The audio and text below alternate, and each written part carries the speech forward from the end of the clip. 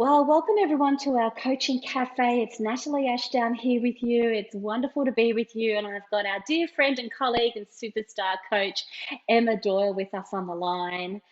Hello, Emma. We're going to be talking about what makes a great coach, the top 10 practices of the world's best coaches. And today we're talking about decision making.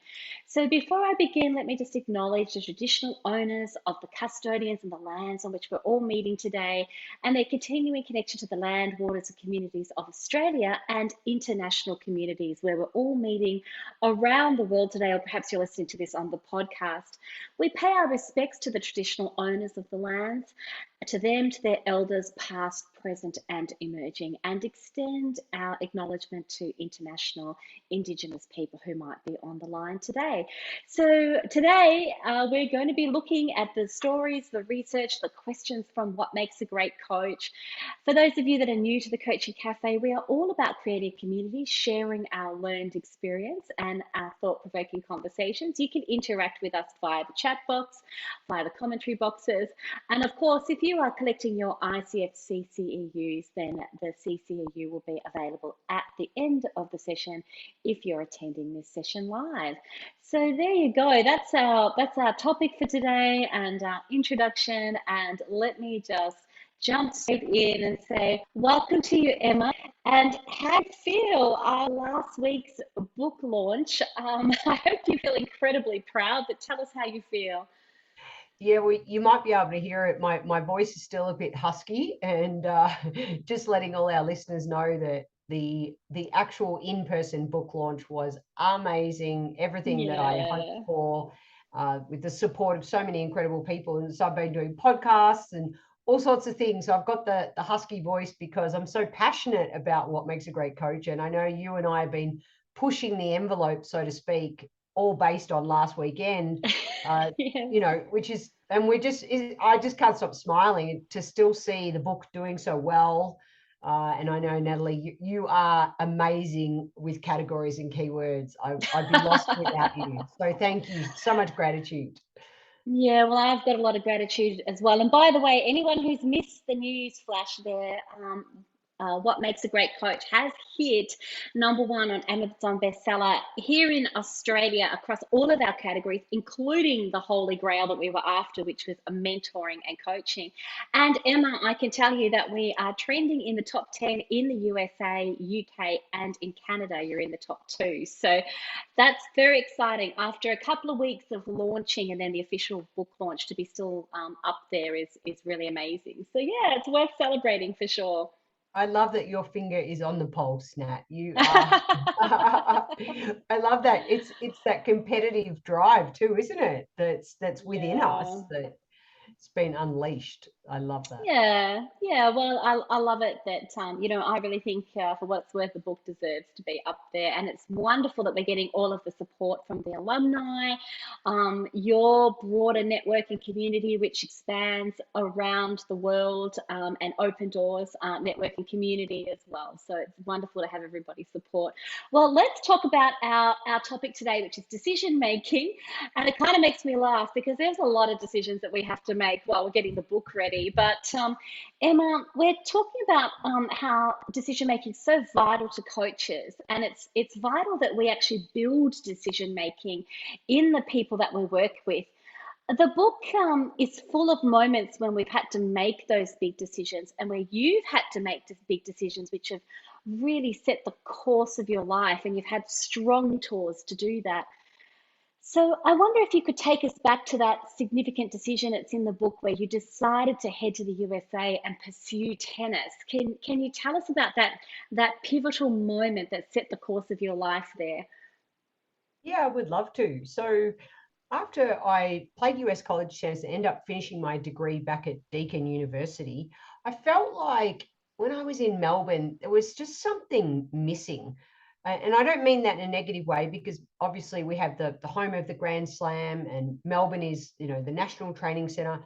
So I had access to these amazing Australian coaches, but I did think, okay, well, they're not going anywhere and I can always access them. And it's not often when you're 23 years of age and you really don't have any commitments. So why not go and learn from the best of the best? And at that time, the best of the best were in Florida. Florida was the Mecca, the tennis Mecca. And I thought to myself, how can I learn the look? How can I seek out the best coaches in the world? And it's a bit like the title of our book, What Makes a Great Coach? It's like, well, what does make a great coach? And I knew there was so much that I could learn from these coaches in Florida because of the players they were producing. And so I did, we call it getting off the couch. And I did make these phone calls at 4 a.m. for 4 weeks, so 3 times a week. And what happened?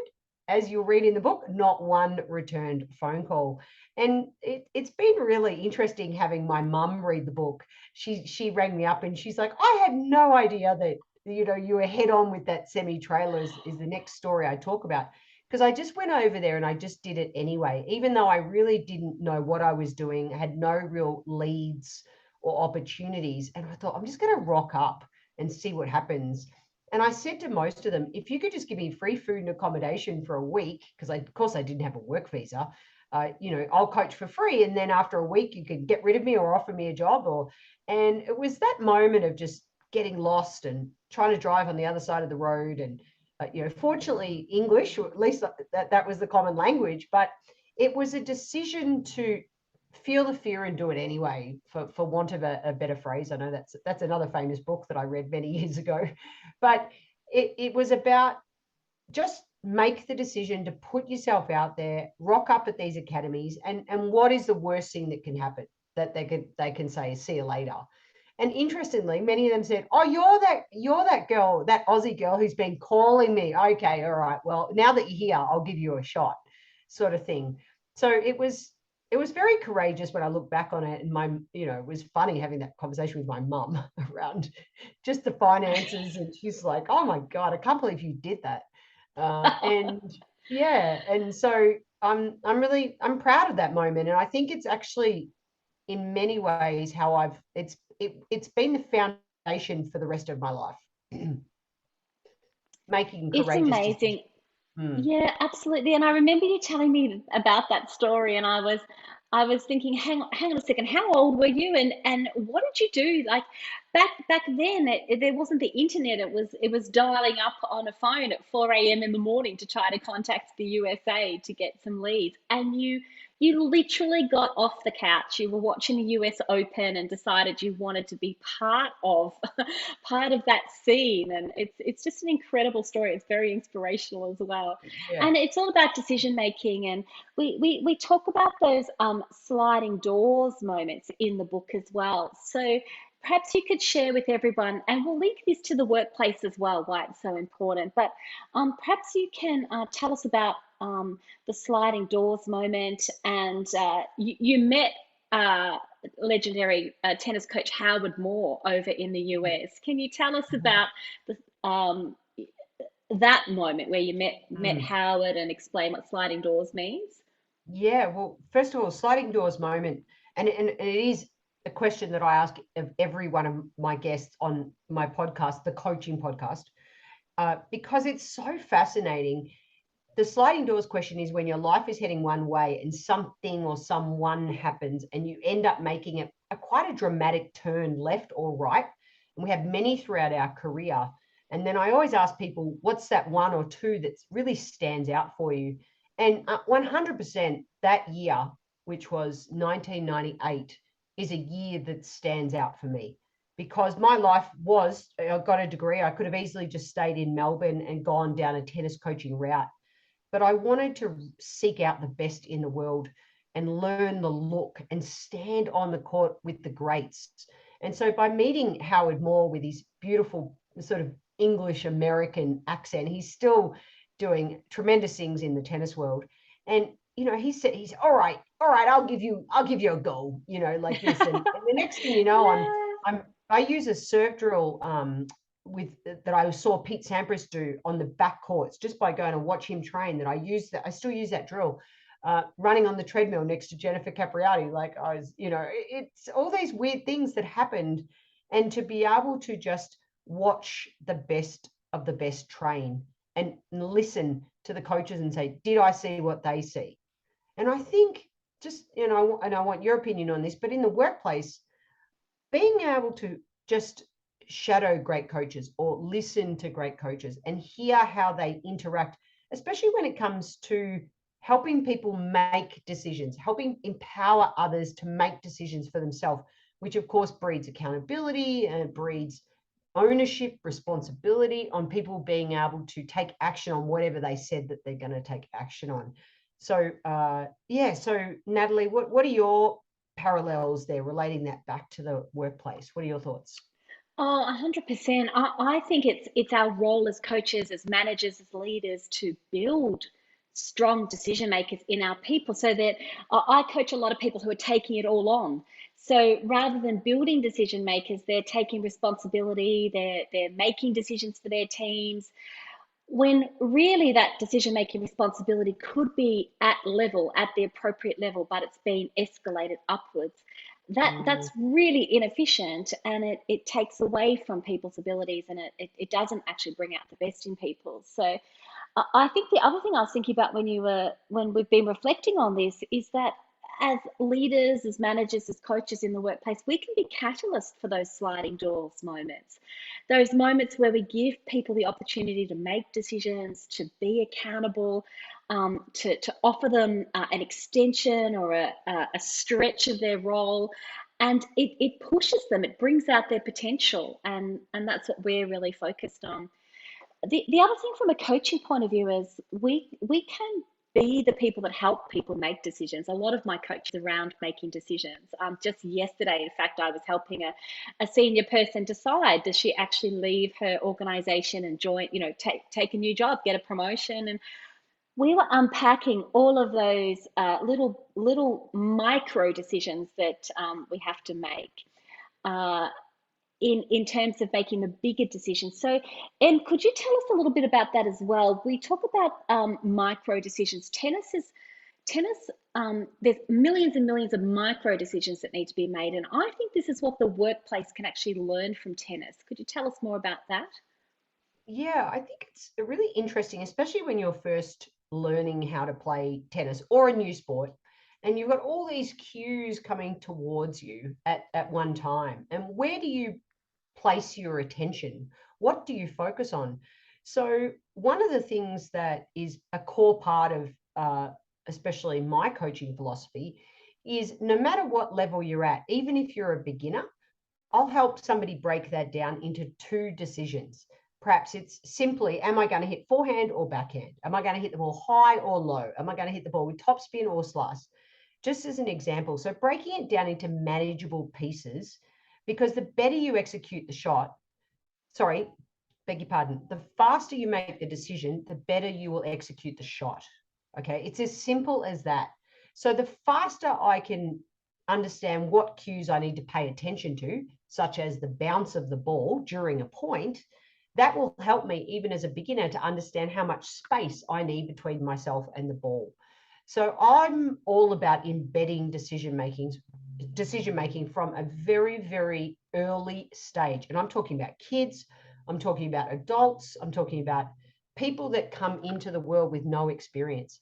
Now, I think that as leaders and managers, that is a critical skill to be able to help people simplify it into micro decisions, into manageable chunks of information, as well as then we broaden it out. Once somebody, say, let's go back to tennis, once somebody understands the game, then let's take the opening quote in the book. Look, I have a copy of it right here, from our Of very course. own Alicia Mollick, our Fed Cup Federation Cup captain. She said, it's important for a player to problem solve, even though you, the coach, know the answers, you know the information, and you want to give it to them quickly. Unless they make the decisions themselves, they're not going to make the changes. They're not going to buy into the changes. And I love that because empowering our players, our team members to make decisions on their own empowers them to want to problem solve. And in tennis, in between the games, you need to think past, present, future to be able to problem solve what's going on in the match. So that's more of that higher level macro decision that's so important in tennis. So Natalie, over to you for the workplace parallel there. What have you got? Yeah, absolutely. I've been reflecting a lot actually, even in the coaching session, as I said yesterday, where the person I was coaching was trying to make a really big decision about leaving her organization after several years, taking this new role, new opportunity. And what we did is we unraveled that decision. And I was thinking a lot about what we talked about in the book around a big decision is full of tiny little micro decisions. So, in workplace coaching, in our coaching that we do, and as leaders and managers, it is, I think, about asking really great questions to unravel those micro decisions, and we make those little decisions, just like you do on the tennis court, that build into the bigger decision. And I was literally kind of mind mapping all of those little micro decisions around base salary, around flexibility in the workplace, around access to the flexibility that she needed, all of these micro decisions linked back to her values, all sorts of things. And then and then once all of those little micro decisions are made, then the bigger decision actually becomes clearer. When it comes to the workplace, I think that for those managers who want to make all the decisions, they maybe they don't trust, maybe they're not as confident, maybe they don't trust their teams as much. That's a good starting place actually. Let your team make some of those little decisions, which they are actually capable of making, and then take it from there. Yeah, I think that's really interesting because at the end of the day, what happens to the leader and manager who takes on all those decisions is usually burnout. They get overwhelmed Exactly. and everything Yeah. becomes too much. And so if we can adopt that philosophy, and that's also, Natalie, why I am so excited that it's practice one. It's practice Yeah. one. Like, I love that. So, by the way, we're not saying it's practice one because that was the highest amount of research. The Mm. highest research went to practice four, which is passion. But Natalie and I felt it was so important to put it as the first practice. Because if you get that first step right, then building, for example, curiosity, which is practice eight, becomes so much easier because we've empowered them with the decision to block out curiosity time or whatever it might be as an example. So I really love that. Mm. And I think also it made sense to us, and it will make sense to those people that are listening who are coaching and leading in the workplace as well. Nothing happens. Like, this book would not be here unless you made that initial decision, to get off the couch and get moving. Unless we made the decision to work together, all of these moments in time, I think they're sliding door moments as well. And I think that's the more we can encourage that actually in our teams, and in our people, the better. Now, we do talk about that this is not a tennis coaching book. So it's not a book about how to hit a forehand, but what it is a book where we can take the amazing lessons that you've learned throughout your career, and learned on the court from the world's best coaches, and apply that to the workplace, and then vice versa. So a blend of my experience from the workplace as well. Yeah, and I just want to also share some feedback that I received from John Borden, who downloaded the book on the Kindle, and he said, I'm in tears right now because you have captured my sliding doors moment so well. Oh, I I was beautiful. like, because what a great example again of the fact. I mean, I think he's a tremendous coach, and the coach Mm. who we talk about, AJ Pant, that influenced his decision, and one of his mentors, he's so grateful to that person, and so we never know the impact and the influence we can have on other people's lives.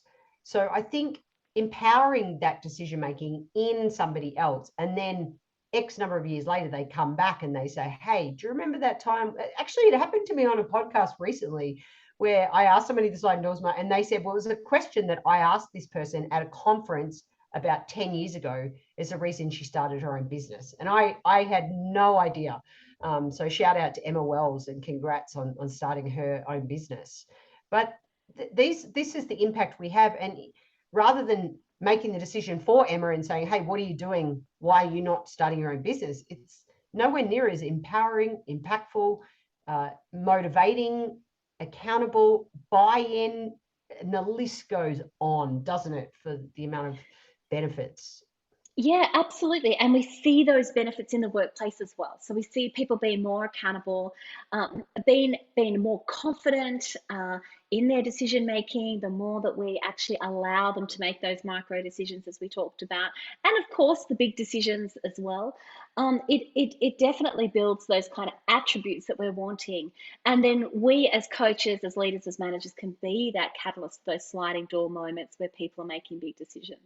Yeah. 100%. And you've opened the book there. You're going to give us some more questions that people can think about Yeah. when they're thinking about decision making. Yeah, I would love to. So I and again just reinforcing the sliding doors moment. John Yo, he was Mm, my TEDx coach, and he just said, "What were the tipping points in your life, and what did they mean to you?" So just even reflecting on your own sliding doors or tipping point moments. So then in our reflection questions, we ask things like, "What is the most courageous decision you have ever made?" So it's not just what you made. mm, Then the follow-up question is, and how did you make that decision? Because understanding when you make great decisions and how you went about that process will be different from person to person. That's why we all need coaches. But I yeah, think it's yeah. important to understand how, so that you can encourage that within your own team members as well. So in the book, we've got other things. What are the options? What are you thinking? What's your recommendation? If you were the boss, what would you do? And what's the best way forward? Some great, simple, quick coaching questions that we can all use. And I love this one too.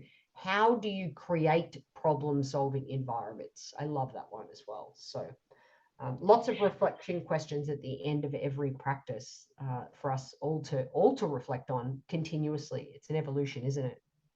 Yeah, absolutely. And I love those reflection questions because you don't have to do all of them, but if you pick one of them and we actually discuss this as a team or we discuss this as a group, how do we actually make our best decisions is a big, fantastic question for to think about for a team. Not only am I thinking about how do I make a best decision, but how do we make best decisions as a team?